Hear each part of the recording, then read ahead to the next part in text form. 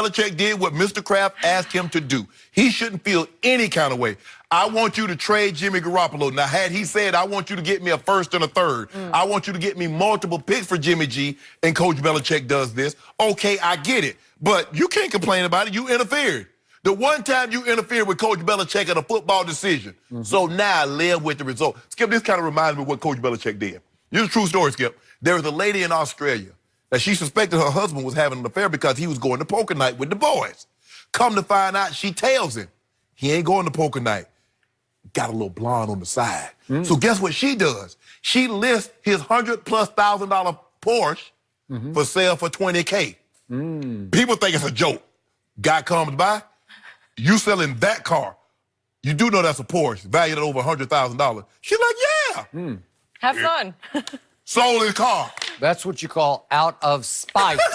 Out of spite. So now you know. That's good. Coach Belichick say, oh, you want me to get rid of my guy? Then I will give him away out of spite. Am I right? That's exactly what happens, Skip Bayless. You know it. Jimmy G, now granted, I love the fact, this is what Coach Belichick did.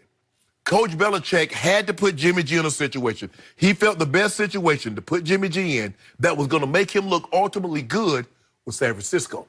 Because if he puts Jimmy G somewhere and he fails, people like Skip Bayless going to say, that's the guy Coach Belichick wanted to replace Tom Brady. He gives him to Kyle Shanahan. Kyle Shanahan gets Jimmy G, and they go to the Super Bowl. Wow. They go to multiple Super Bowl. There you go, Bob Kraft. You remember? Now, I had this. Now, we got 2 more years of Tom Brady when we could have had 12 more years of Jimmy G. Bye-bye. Even though Shannon Sharp keeps telling me the X factor for the 49ers, the factor you can't really trust is Jimmy Garoppolo. I'm just look, I'm telling you how Coach, and you know how Coach Belichick is thinking. Very thought out. And plus, you also get him out of the AFC. Now, Skip, I don't believe he was ever going to send him to Cleveland. He still, even though all the people that was in Cleveland, when he was there, and the guy that fired him, Art Modell, rest his soul, is no longer there. But it's the Browns. So he was he knows that's dysfunction. All right. And he knows that's going to impact Jimmy G. Good. So he has got it. But another thing, Skip, Coach Belichick is very, very fond of Kyle's father, Mike Shanahan. Your coach. And they're very good because Coach Belichick says one of the offensive guys that gave me the most problems was Mike Shanahan. He has the utmost respect for Mike.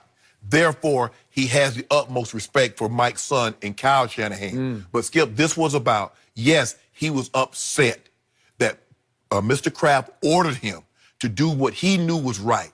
Is that says, yeah, we can have Tom for a few more years, or we can have 12, 14 years of prosperity with Jimmy G, because he's seen Miami's still looking for Dan Marino. Buffalo, maybe not, have Jim Kelly. And Coach Belichick says, if you leave this path, yeah, we got another Super Bowl too, but we might get 5 more. So instead of being a 6-time Super Bowl champ, we could have been a 12-time Super Bowl champ by the time I'm all said and done with this. That's why he did what he did. I'm sorry, Skip, but he did it out of spite. He did it out of spite. And I still can't believe this wasn't a bigger story. And maybe it was, and we just didn't know about it. Maybe internally it was a huge story. Right. Interesting. But this is close to being a fireable offense. You had a market for a young, on-the-verge quarterback who had played some games at a pretty high level for you. He was very valuable. Right. I mean, somebody might have gone so far as to give 2 first-round picks for him. Oh, well, he's at least the first and the third. At least, right? Yeah. Maybe 2 firsts if somebody was desperate enough.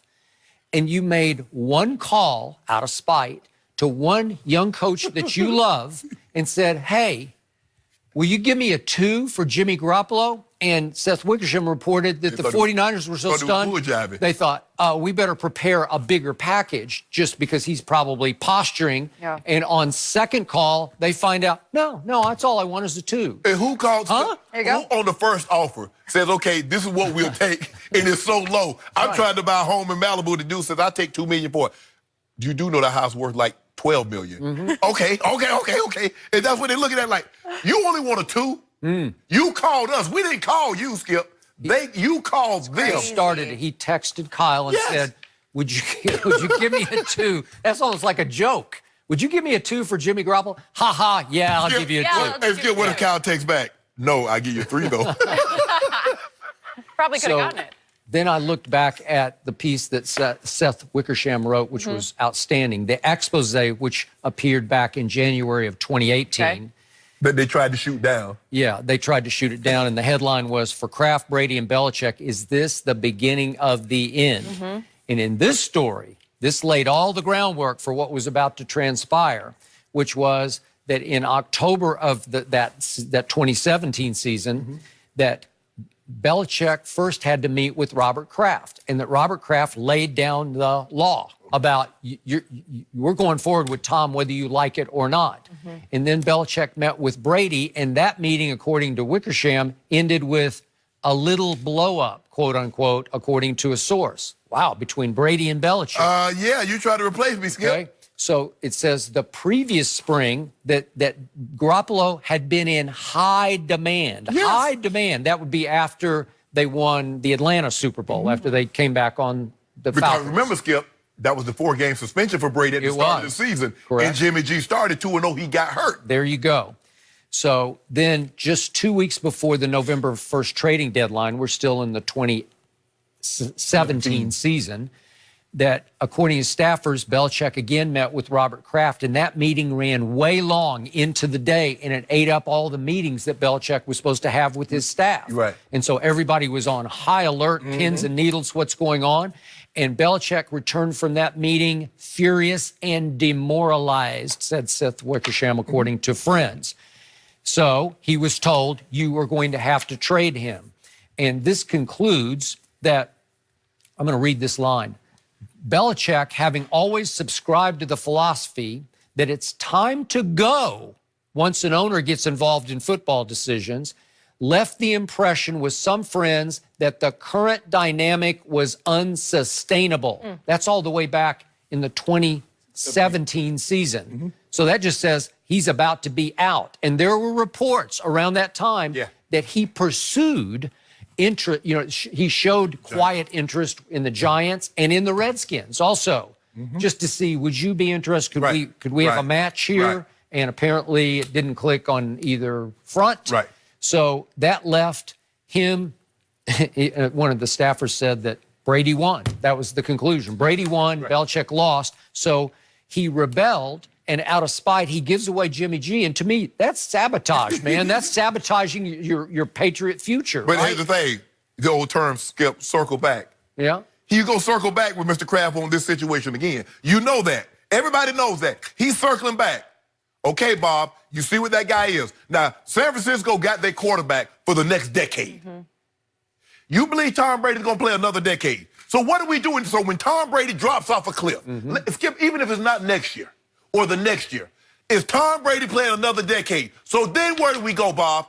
Do you know how this thing ends? Do you know how it ends? When you do not have a bridge from an all-time great player to the next at that position? Is that what you want? Because all you've known is success, Bob. Yeah, you had a few lean years. But you remember, you bought the team in 94, and in 96, you were in the Super Bowl. Okay. And then 5 years later, you had won the Super Bowl. So basically, in your 26 years, you've gone to 9 Super Bowls.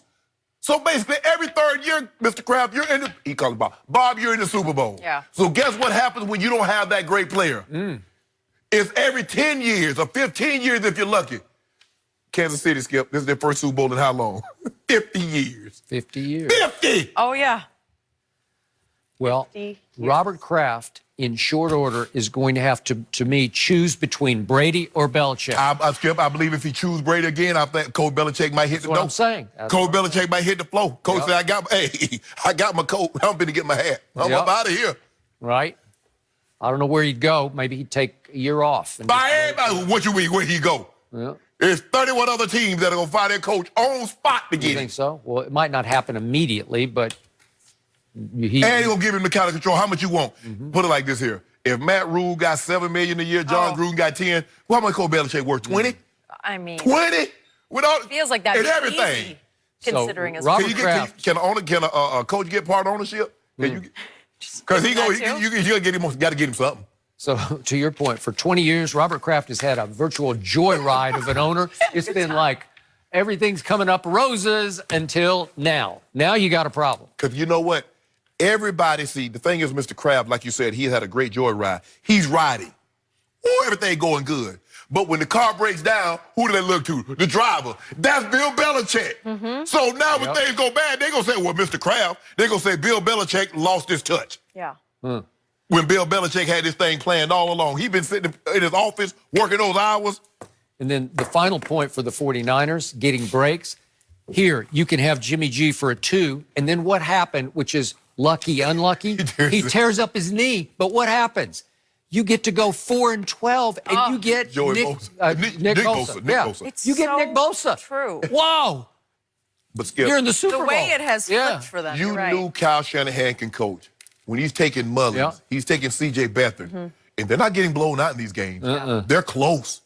He's got guys that practice squad guys at best, throwing for 280, 300 yards. So you knew if he had someone. Hey, you're right. And hey, listen, John Lynch had 0 credentials when he was picked for that job. He cold called Kyle and just said, hire me. Yeah. And guess what? He's done a really good job. Really good job. It helps because I know his dad very well. Still Mike. Yep. Mike's job is he ain't coaching, but he breaking down tape. You got it. Mentor. I agree. All Part the of it, time. a part of it. That's his new role now. I don't think Mike wants to coach anymore. He don't want to coach anymore. His coaching now is making sure his son maximize his coaching ability. And he's trying to make Kyle's job as easy as possible. Yeah, it's like what you said, though. If Jimmy G wins this thing, Bill might walk into his office, see? Hey, Skip, let me tell you what's going to happen. So. If the 49ers win this game, Bill Belichick going to go at Mr. Kraft's office like this here. Now what? Next. Exactly. He's 28 years old, Jimmy G. He really only has made 28 career starts if you include the past 2 playoff games, which is crazy. And guys, Terry Bradshaw is